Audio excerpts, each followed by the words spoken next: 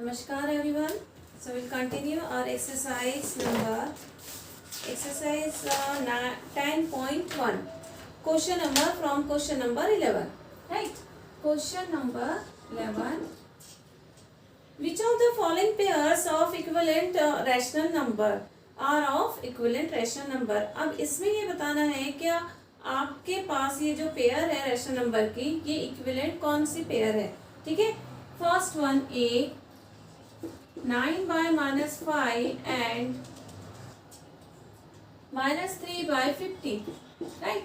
अब equivalent pair find out करने के लिए हम करेंगे first numerator into denominator and second numerator into denominator. If they are equal then they are equivalent fraction.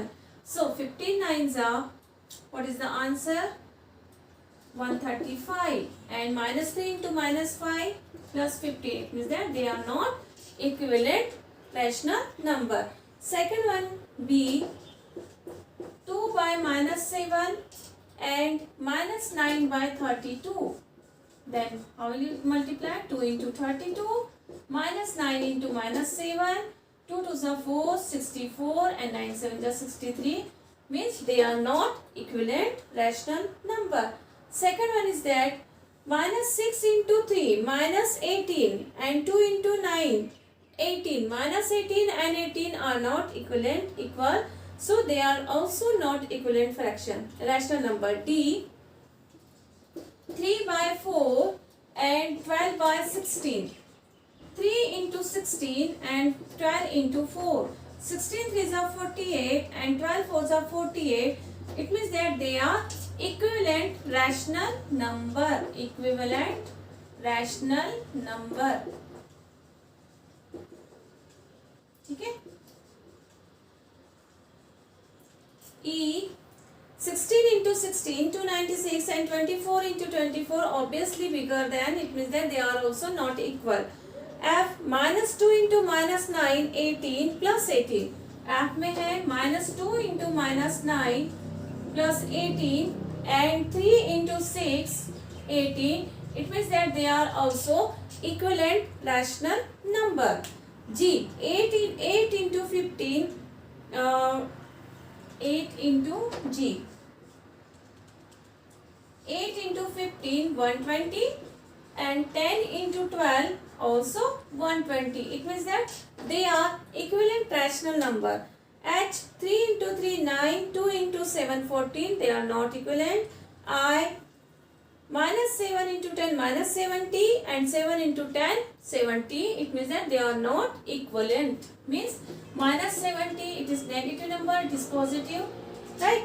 So in this question number 11 D F G they are equivalent rational number. And how?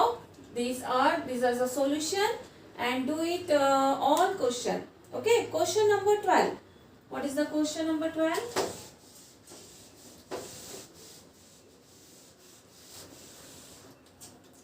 Question number 12. For each of the following given rational numbers, write any 4 rational numbers, each of the which is equivalent to the given rational number. Very easy question. Question number 12. First tag 3 by 10. Just go to the table.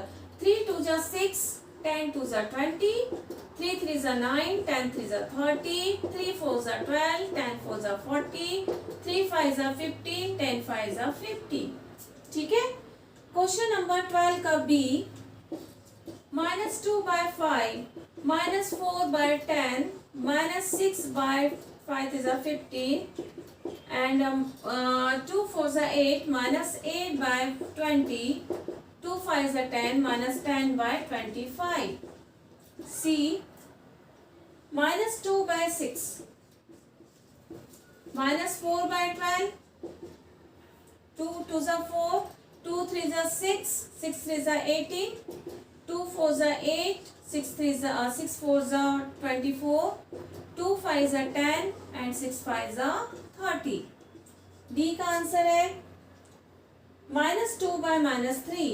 Numerator and denominator are negative, तो फिर भी हम इसको cancel नहीं करेंगे क्योंकि हमें rational number find out करना है.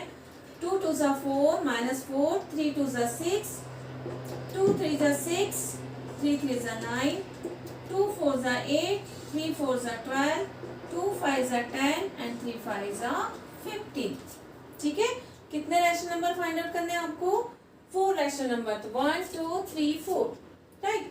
अब ई है 3 बाय -5, 3 2 जा 6, 5 2 जा 10, 3 3 जा 9, 5 3 जा 15, 3 4 जा 12, 5 4 जा 20, 3 5 जा 15, 5 4 जा 5 जा 25।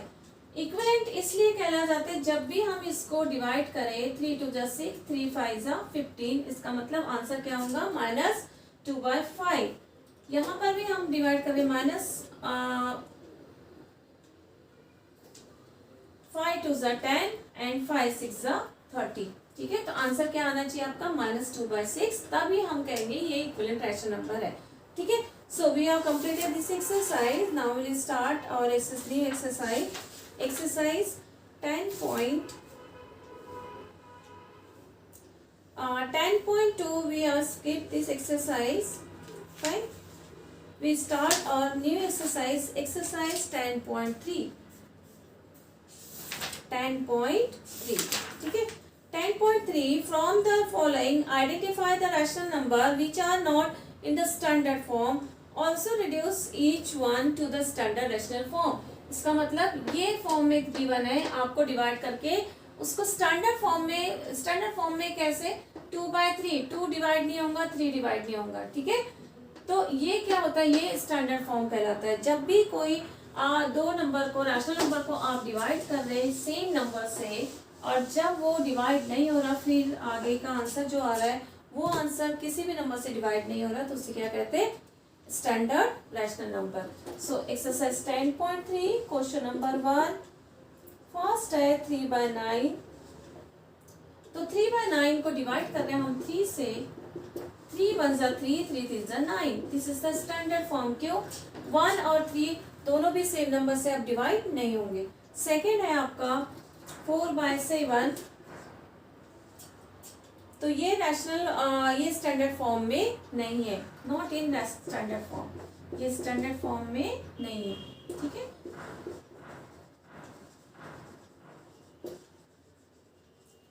जब कोई नंबर सेम नंबर से कट हो रहा है तभी आप कहेंगे कि वो नंबर स्टैंडर्ड फॉर्म में, और ये नंबर ऑलरेडी स्टैंडर्ड फॉर्म में। ठीक है, थर्ड है 10/15 डिवाइड बाय 5 2/3। ठीक है, डी 12/7 ये नहीं है। ठीक है,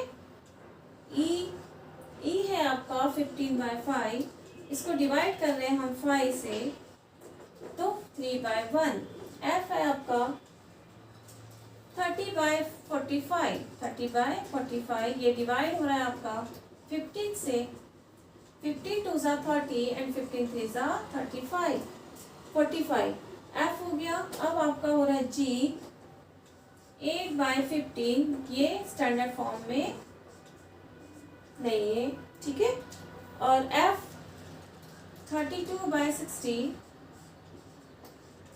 ये डिवाइड हो रहा है आपका 8 से नहीं होगा, 16, 4 8 जा 32, 4 1 जा 4, 4 5 जा 8/15। ठीक है, तो ये आपका आंसर है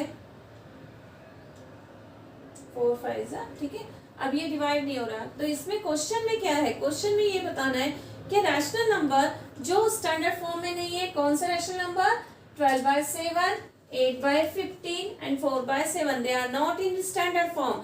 और जो स्टैंडर्ड फॉर्म में, उसका आपको स्टैंडर्ड फॉर्म फाइंड आउट करना है। ठीक है, अब क्वेश्चन 1 हो गया। Question 2 of exercise 10.3,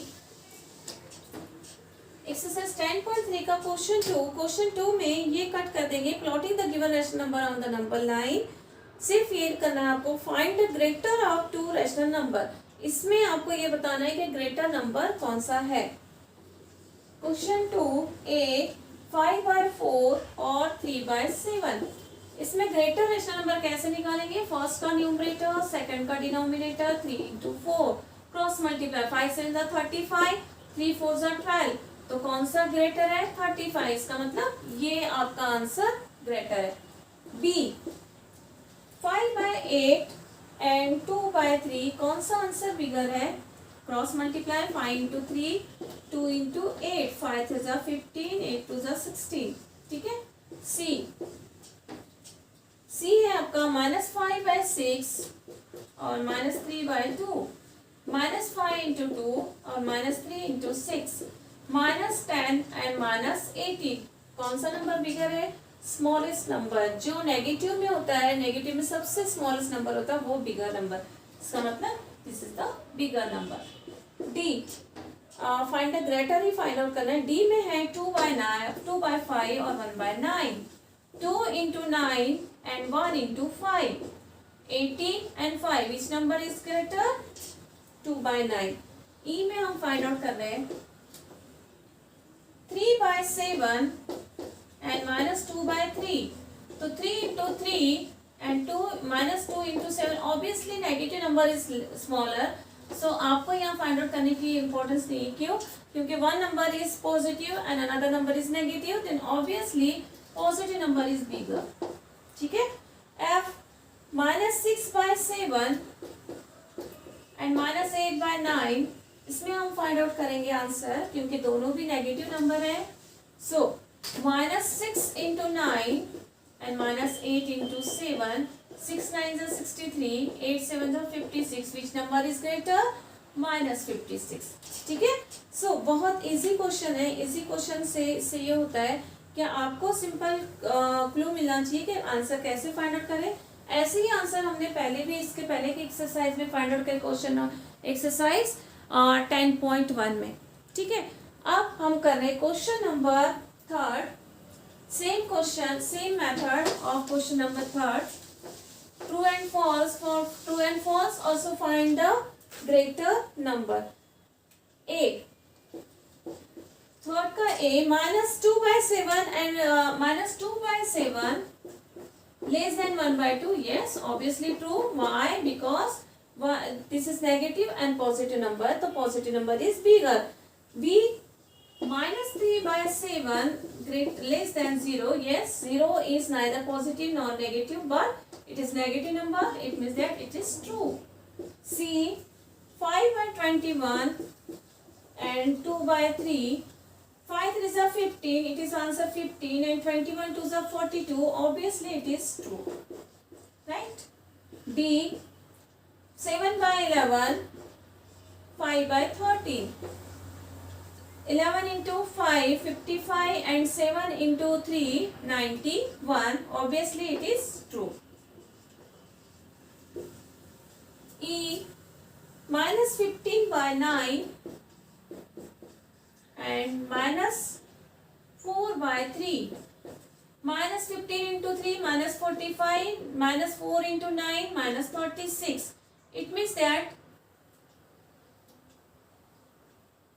-45, it means this answer is greater, but in this ये क्वेश्चन में आपको गिवन है कि ये ग्रेटर है, तो ये फॉल्स है, ठीक है। F 5/-19 greater than 11/-16, 5 into 16 -18 और -19 into 11, 19 1s are 19, 19 1s are 200 minus, तो which number is greater? This number, तो ये क्या हो गया आपका? ये ग्रेटर है, तो ये फॉल्स है, ये ट्रू हो गया, ठीक है, करेक्ट है। So we are completed our question 1 2 3 of this exercise 10.3. Next question will discuss in next lecture. Okay, thank you.